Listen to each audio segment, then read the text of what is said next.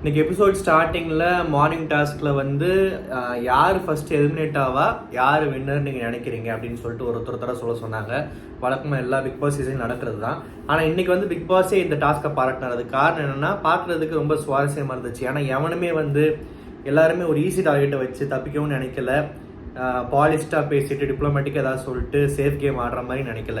ஏன்னா வழக்கமாக என்ன பண்ணுவாங்க தெரியுமா, எல்லா சீசன்லையுமே ஒரு மெஜாரிட்டி ஆஃப் த குரூப் என்ன பண்ணுவாங்க, இருக்கிறதுலே நல்லா வயசானது யாரெல்லாம் வீக்காக இருக்கான்னு பார்த்துட்டு அண்ணாவால் முடியலை, அண்ணா இங்கே ரொம்ப கஷ்டப்படுறாங்க, அவங்களால வந்து குனிய முடியல நிமிர முடியலை, அதனால் அவங்க வீட்டுக்கு போனால் கொஞ்சம் நல்லது, அவங்களால டாஸ்கெல்லாம் பண்ண முடியும்னு சொல்லிட்டு இந்த மாதிரி யாராவது ஒரு அங்கிள் ஆண்டியை பார்த்து டார்கெட் பண்ணி ஈஸியாக சொல்லிட்டு போயிடுவாங்க. இங்கேயுமே வந்து நினச்சா பிரவீன் காந்தி யாரையாவது சொல்லி அப்படி பண்ணியிருக்கலாம். பட் பிரவீன் காந்தி அந்த அளவுக்கு வந்து ரொம்ப சோர்ந்து டயர்டாக இருக்கிற மாதிரிலாம் தெரியல, நல்லா தான் விளையாடுறாரு. அவருக்குமே வந்து அவரோட கேரக்டரை பேஸ் பண்ணி ப்ளஸ் அவர் வாயால் விட்ட வார்த்தையை பேஸ் பண்ணி டார்கெட் பண்ணி சில பேர் சொன்னாங்க. அண்ட் எல்லாருமே சொல்லி வச்ச மாதிரி சரி நமக்கு எதுக்குப்பா வந்து நம்மளும் பிரவீன் காந்தியை சொல்லிடலாம், இல்லாட்டி எதுக்கவே இருக்காரு திவாகர் அவரை சொல்லிட்டு போகலான்னு சொல்ல, அவங்களுக்கு யாருக்கு என்ன தோணுதோ எல்லாருமே வந்து நச்சுன்னு சொன்ன மாதிரி இருந்துச்சு. ஸோ ஓவரால் எல்லாருமே வந்து டாஸ்க் தான் விளையாண்டாங்க. அண்டு மெஜாரிட்டி பார்த்தீங்கன்னா நிறைய பேருக்கு வந்து ஃபர்ஸ்ட் எலிமினேஷன் வந்து திவாகரை சொன்னாங்க, பிரவீன் காந்தியை சொல்கிறாங்க, பார்வதியை சொல்கிறாங்க. யாரெல்லாம் வந்து இந்த திவாகர் வெர்சஸ் இன்னொரு பெரிய ஒரு கேங் இருக்குல்ல, கேங் இந்த சென்ஸ் ஒரு கிட்டத்தட்ட பாதி வீட்டுக்கு மேலே முக்கால்வாசி வீடு இருக்குல்ல, அதில் அந்த சர்க்கிளில் இல்லாத இந்த பக்கம் யாரெல்லாம் நிற்கிறாங்களோ அவங்களெல்லாம் வந்து ஃபர்ஸ்ட் எலிமினேஷன் ஆகவோ, அந்த பக்கம் இருக்கிறவங்களில் சும்மா இந்த பார்த்தோன்னே ஓகேப்பா இவன் ஏதோ தேர்வான்னு தோணுதுன்னு சும்மா ஒரு ப்ராப்பர் ஒரு என்ன சொல்கிறது, உள்ள பெருசாக ஒன்றும் பண்ணலை ஆனால் பார்த்ததை வச்சு தோணுதுன்ற மாதிரி சில பேர் அதாவது இப்போது நம்ம இன்னொரு அந்த மன்சூர் அலிகான் இருக்காரு, இன்னொரு பிரவீன், அவரெல்லாம் வந்து கமூர்த்தினை சொன்னார். கமூர்த்தினை சொல்லலாம் தப்பு இல்லை, எனக்கு என்னமோ வந்து நிறைய பேர் கமூர்த்தினை சொல்கிறாங்க, சுபிக்ஷா சொல்கிறாங்க, சபரியை சொல்கிறாங்க. சபரி வந்து ஏதோ இப்போதைக்கு நான் பார்த்த வரைக்கும் சபரி வந்து பெருசாக எந்த பிரச்சனையும் மாட்டல, நடக்கிற பிரச்சனையில் தெளிவாக வார்த்தையை விடுறாப்புல, சில விஷயங்களுக்கு வந்து இல்லை இந்த மாதிரி சொல்கிறது தப்பு, அப்படி சொல்கிறது தப்பு, வெளியே இப்படி ப்ரொஜெக்டாக இப்படி ரீச் ஆகும்னு சொல்லிட்டு மற்றவங்களுக்கு அட்வைஸும் பண்ணுறாப்புல, டாஸ்க்லேயும் கால் அடிபடுற அளவுக்கு மாங்கன்னு வேலை பார்க்குறாப்புல.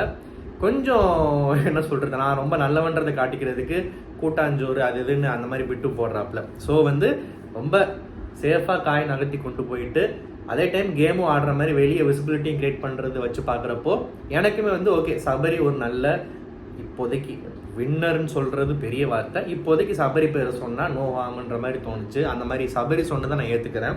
மற்ற சில பேர்லாம் சொல்கிறதுலாம் எனக்கு வந்து பெருசாக ஃபஸ்ட்டு வெளியே போகிறது அவங்கவுங்க வன்மத்தை கொட்டுறாங்க, வின்னர் வந்து சேஃபாக அவங்களோட வட்டத்துக்குள்ளே அவங்களுக்கு பூஜா தூக்குறவங்களாம் யாருன்னு பார்த்து சொல்லிக்கிறாங்கன்னு நினைக்கிறேன்.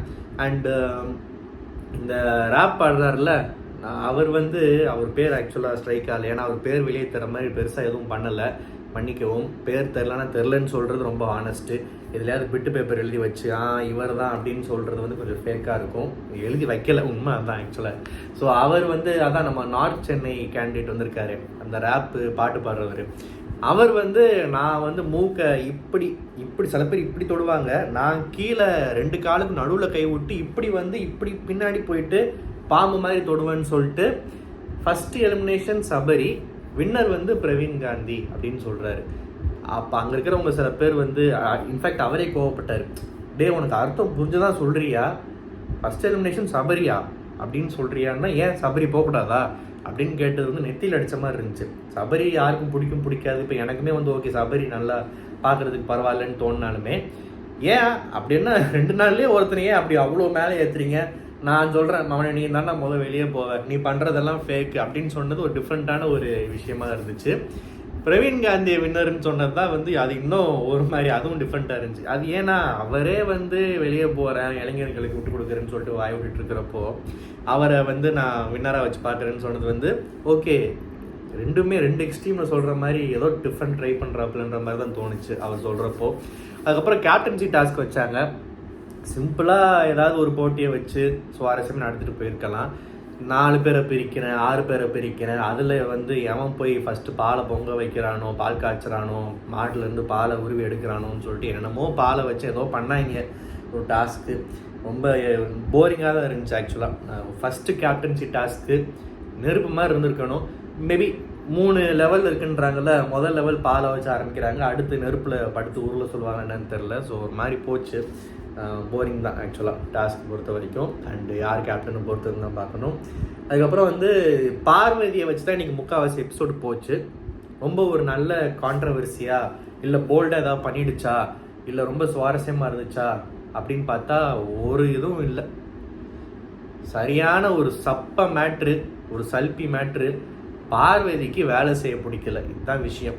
வேலை செய்ய பிடிக்கலன்றத அந்த பொண்ணு வந்து எவ்வளோ சுற்றி வளைச்சு, எவ்வளோ ஃபேக்காக, எவ்வளோ கேவலமாக, எப்படியெல்லாம் அதை வந்து சுற்றி கொண்டு போய் இதை நம்ம பண்ணது கரெக்டாக தப்பான அதுக்கே ஒரு கன்ஃபியூஷன் வந்து என்னென்னமோ பண்ணுச்சு. அதைத்தான் ஃபுல்லாக ஓட்டினாங்க.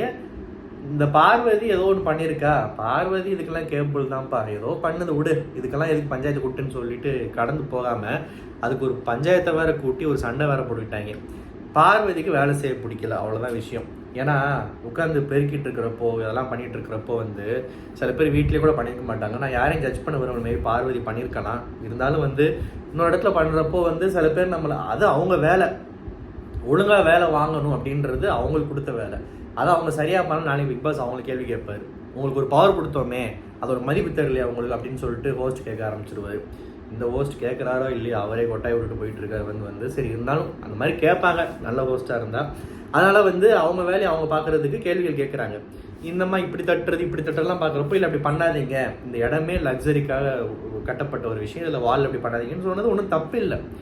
அதில் வந்து ஓன் டோன் எப்படி இருக்குது, உன்னோட லிப்ஸ் அப்படி இருக்குது, உன் வாய் ஏன் கோணலாக போகுது, உன்னோட ரேட் ஆஃப் ஸ்பீச்சே இப்படி இருக்குது, உன் கண் ஏன் புருவம் மேலே போகுதுன்னு சொல்லிட்டு அதில் ஒரு குத்தத்தை கண்டுபிடிச்சி பார்வதி வந்து எப்படா சான்ஸ் கிடைக்கும் நான் வேலை செய்யாமல் இது பண்ணுறதுக்கு அப்படின்னு சொல்லிட்டு வெயிட் பண்ணிகிட்டு இருந்து இந்த வியானாவும் இந்த இன்னொரு பொண்ணு என்ன சுபிக்ஷா இவங்க மேலே ஒரு ஃபால்ட்டு கண்டுபிடிச்சி வேணும்னே வந்து அந்த இடத்துல கண்டுக்கிறதுக்கு ஒரு விஷயத்த பண்ணி ஒரு சீன் கிரியேட் பண்ண மாதிரி தான் இருந்துச்சு.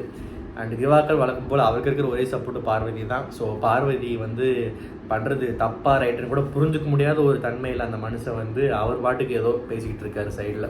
ஸோ பார்வதி வந்து பக்கா பிளான் போட்டு இதை எப்படியாவது இங்கே ஒரு சீன் கிரியேட் பண்ணணும், வேலை செய்யக்கூடாதுன்னு சொல்லிட்டு ஒரு விஷயத்த பண்ணிவிட்டு சக்ஸஸ்ஃபுல்லாக அது எங்கே இவங்கெல்லாம் பதில் கேட்க ஆரம்பித்தாங்கல்ல. இன்ஃபேக்ட் ரம்யா, வியானா, அப்புறம் வந்து இந்த இன்னொரு பொண்ணு பேர் என்ன சுபிக்ஷா, இவங்கெல்லாம் வந்து சூப்பராக ஒரு பாயிண்ட்டை பிடிச்சாங்க. நாங்கள் எப்படி வேலை வாங்கணும், இப்படி தான் வேலை வாங்கணும், அப்படி வாங்கக்கூடாது நீங்கள் சொல்கிறீங்கன்னா அப்போ அதே மாதிரி நீங்கள் எப்படி வேலை செய்யணும், இப்படி செய்கிறது தப்பா இப்படி செய்கிறது தப்பான்றதை பற்றி நாங்களும் கருத்து சொல்லலாம்னு பாயிண்ட்டை பிடிச்ச உடனே பார்வதிக்கு வந்து அள்ளு விட்டுருச்சு. ஐயோ நம்ம பண்ணது பாயிண்ட்டாக பிடிச்சி நம்மளே ஏறுறாங்களே, எஸ்கேப்னு பாத்ரூம் பக்கம் போய் நின்றுச்சு. அங்கே போய் நின்று யோசிச்சிருக்கும் போல் நம்ம பண்ணது தப்பாக இருக்குமோன்னு சொல்லிட்டு. ஸோ என்ன பண்ணுச்சு, சுபிக்ஷா வந்து பேசிகிட்டு இருக்கிறப்போ லைட்டாக வந்து இல்லை நான் கேமை இன்ட்ரெஸ்டிங்காக ஆக்க ட்ரை பண்ணுன்னு ஒரு பிட்டை போட்டுச்சு. அப்புறம் அப்படியாக்கா கேம் இன்ட்ரெஸ்டிங் ஆக்குறீங்களா, சரிக்கா புரிஞ்சிச்சு, அப்போ வாங்க நல்லா இன்னும் கொஞ்சம் இன்ட்ரெஸ்டிங் ஆக்கலாம்னு சொன்னேன். ஐயோ இவனடா திரும்ப பெருக்கு கூப்பிட்டுருவா போல இருக்குன்னு சொல்லிட்டு பயந்து இல்லை கேம் இன்ட்ரெஸ்டிங் ஆக்க தான் ட்ரை பண்ணேன், பட் ஆனால் நான் கோவப்பட்டது உண்மை தான், எனக்கு பெருக்கெல்லாம் பிடிக்கல, வேலை செய்ய பிடிக்கலன்னு அப்படி ஒரு பாயிண்ட்டை போட்டுருச்சு. அதுக்கப்புறம் நமக்குள்ளே இருக்கிற அந்த கோல்டு வார் அது நிறுத்திடலான்னு சொல்லிச்சு. அப்போ வா பெருக்குன்னா இல்லை கோல்டு வார் வேணாம், கேம் இன்ட்ரெஸ்ட் ஆக்கணும், ஆனால் நான் பெருக்க மாட்டேன். ஸோ இப்படியே சுத்தல் விட்டு அப்படி இப்படி பண்ணி கடைசியில் அந்த சாமியாரையும் கூட பக்கத்தில் வச்சுக்கிட்டு காமெடின்ற பேரில் ஏதோ ரேகிங் பண்ணுற மாதிரி ஏதோ ட்ரை பண்ணி அந்த பொண்ணை கலாய்க்கிறன்ற பேரில் தான் பண்ணது தப்பாக ரைட்டான்ற கன்ஃபியூஷனில் மக்களை குழப்புறதுக்கு ரொம்ப ஸ்மார்ட்டாக ஏதோ ட்ரை பண்ணி சுபிக்ஷாவை கதற விடுற மாதிரி ஏதோ பண்ணி ரியாக்ஷன்லாம் காமிச்சு ரொம்ப கேவலமாக இந்த சென்ஸ் ரசிக்கும்படியாகவே இல்லை.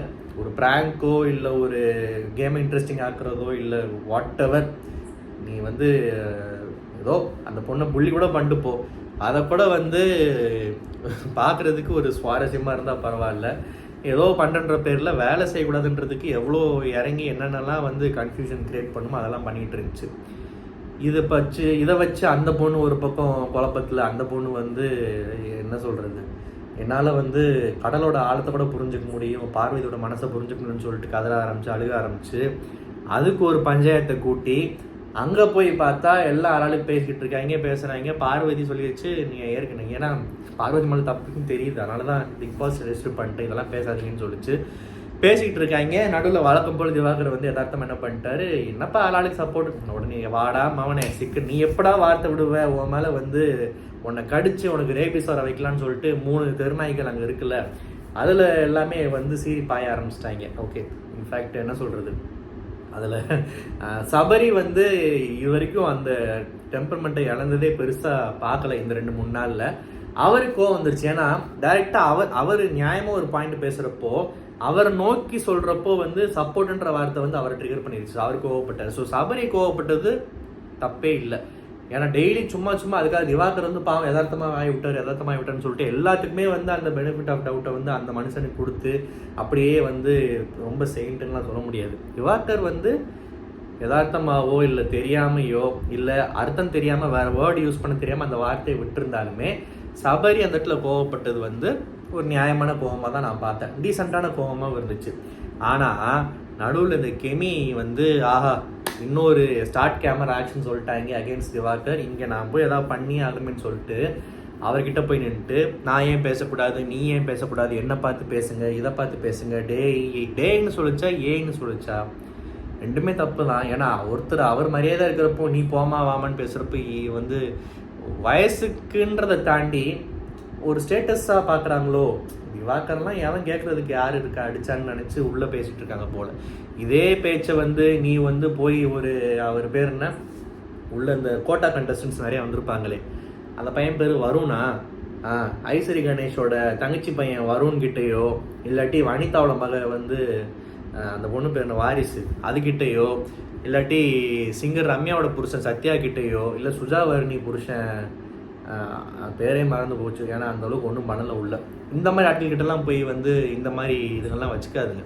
கொஞ்சம் டீசெண்டாக இருக்கும். ஏன்னா பெரிய இடத்து குடும்பம், படித்தவங்க மாதிரி இருக்காங்க, இங்கிலீஷ் பேசுகிறாங்க, டீசெண்டாக இருக்காங்கன்ற அந்த அப்படி ஒரு அசம்ஷனில் இவங்களாம் வந்து ஃபிக்ஸ் பண்ணிப்பாங்க போல. திவாகர் வெளியே என்ன பண்ணியிருக்கான்றதை தாண்டி உள்ளே வந்து ஒரு ஓகே இவர் இப்படி தான், நீ என்ன பண்ணாலும் அவனை ஒன்றை வச்சு செய்கிறப்பாருன்னு சொல்லிட்டு சில பேர்லாம் உள்ளே இந்த மைண்ட் செட்டில் வந்திருக்காங்க. அதில் பெண்கள் கேட்டகரியில் வந்து கெமி ஒரு முக்கியமான ஆள் நான் நினைக்கிறேன். ஏன்னா நின்று பேசிட்டு சத்தமாக பேசிட்டு அவரை அப்படி மூஞ்சிக்கு நேரம் நின்று கிட்டத்தட்ட திவாகரோட மூக்கில் போய் தன்னோட தொப்பில் உரசுற மாதிரி நின்று பேசிட்டு அவர் மூஞ்சியை பார்த்து பேச மாட்டேங்கிறார், வயிற்றை பார்த்து பேசுறியான்னா இது என்ன கருமன்னு எனக்கு சத்தியமாக புரியல. அது ரொம்ப கேவலமாக இருந்துச்சு. என்னடா இது, அந்த மனுஷன் உட்கார்ந்துருக்காரு, நீ வந்து இப்படி போய் நின்று பேசுகிற அந்த பொசிஷனில் அவர் முடிஞ்ச அளவு உன்னோட ஐ கான்டாக்டையும் இல்லை வாட் எவர் எந்த கான்டாக்டையும் எதுவுமே வேணும்னு சொல்லிட்டு இப்படி தள்ளாடுறாரு, பேச நினைக்கிறாரு. நடுவில் நீ வயிற்று காமிச்சிட்டு நிற்கிற, டக்குன்னு இப்படி கண்ணு வரப்போ வந்து அப்போ உடனே வயிற்று பார்த்து பேசுகிறேன்னா இது என்னன்னு புரியலை. இதில் வந்து உமன் கார்டு இருக்குது, வன்மம் இருக்குது, டார்கெட்டிங் இருக்குது, எல்லாமே இருக்குது. ஸோ இது வந்து தெரிஞ்சு பண்ணிச்சா தெரியாமல் பண்ணிச்சான்னு தெரில. ஆனால் அசால்ட்டாக இந்த மாதிரி விஷயங்கள்லாம் பண்ணுறப்போ வந்து உண்மையாகவே திவாகர் மாதிரி ஆட்கள்லாம் பாவம் தான். ஏன்னா இதை கரெக்டாக போய் நீ இந்த வார்த்தை சொன்னல, நீ எப்படி எது சொன்னிய, பட் அது வெளியே எப்படி போகும் தெரியுமான்னு சொல்லிட்டு இந்த ப்ராப்ளமை கரெக்டாக செட்டில் பண்ணி விட்டுச்சு. யாராவது எடுத்து சொன்னால் அட்லீஸ்ட் இன்னொரு பொண்ணு சொன்னாலும் அது புரியும், ஏமா இப்படி நீ சொல்கிறது சாதாரண விஷயம் கிடையாது, வேறு மாதிரி ப்ரொஜெக்ட் ஆகும்னு சொல்லிட்டு. ஸோ வந்து அதுக்கப்புறம் வழக்கம் போல் அந்த ஒரு கேட்டகரி அந்த ஒரு கூட்டத்தில் இருப்பாங்கல்ல, நம்ம ஜென்ஜி மன்சூர் அலிகான் பிரவீன் அவர், அப்புறம் நம்மளோட பாடி பில்டரு ஹீரோன்னு நினச்சிக்கிட்டு இருக்கிற கமருதீன், இவங்கெல்லாம் ஒரு பக்கம் திவாகர் மேலே என்ன கோவப்படணுமோ அதெல்லாம் வழக்கம் போல காமிச்சிட்டாங்க. ஸோ இவங்களுக்கெல்லாம் வந்து முதல் வாரம் அந்த எண்டிங்கில் ஓட்டிங் வச்சு பார்க்குறப்போ யார் எப்படி சேவாரா, யார் கைத்தட்டு வருது என்ன எது இதெல்லாம் பார்த்துட்டு இவங்கெல்லாம் பம்முவாங்களா, இல்லை உண்மையாகவே நீ உன் முகத்தை தான் காட்டுற, உனக்கு வந்து ஒருத்தர் பிடிக்கலன்னா அப்படியே தான் நான் இருப்பேன்னு சொல்கிறேன்னா அதை வந்து பாராட்டலாம். ஏன்னா இப்போ இந்த ஆரி பாலாஜி முருகதாஸ் சீசன்லாம் வந்து பாலாஜியை வந்து ஒரு விஷயத்தில் பாராட்டலாம், ஆரிக்கு என்ன வேணால் சப்போர்ட் வந்துட்டு போட்டோம், எவ்வளோ வேணால் சவுண்ட் வந்துட்டு போட்டோம், எனக்கு நீ எதிரி, ஃபைனல்ஸில் கால் எடுத்து வைக்கிற வரைக்கும் உன்னை அட்டாக் பண்ணுவேன், எனக்கு உன்னை பிடிக்காது அப்படின்ற ஒரு ஸ்டாண்டில் நிற்கிறப்போ வில்லனாக இருந்தாலுமே ஒரு கெத்தான வில்லனாக இருக்கணும். ஸோ ஒரு கெத்தான வில்லனாக பாலாஜி முருகதாஸ் இருந்தது வந்து ரசிக்கும்படியாக இருந்துச்சு. அதனால தான் அதை வந்து விக்ரம் வேத எடிட்லாம் போட்டு பயங்கரமாக பில்டப் கொடுத்தாங்க. ஆனால் நீ ஒருத்தனை பிடிக்கலன்ற அவனை வந்து எப்படா வச்சு செய்யலாம்னு நினைக்கிற, அவனுக்கு கைத்தட்டு வந்தோடனே 2வது வாரம் 3வது வாரத்தில் இருந்து அண்ணன் சாரி நான் போய் கட்டிப்பிடிச்சின்னா அதோட கேவலமானது ஒன்றுமே இல்லை. இந்த மாதிரி நிறைய நடந்திருக்கு. இவங்கெல்லாம் பண்ண போகிறாங்களான்னு எனக்கு தெரியல, அது இனிமேல் தான் பொறுத்து இருந்து பார்க்கணும். இந்த ரிவ்யூ உங்களுக்கு பிடிச்சிருந்தா மறக்காம சேனல் சப்ஸ்கிரைப் பண்ணுங்கள். நன்றி, வணக்கம்.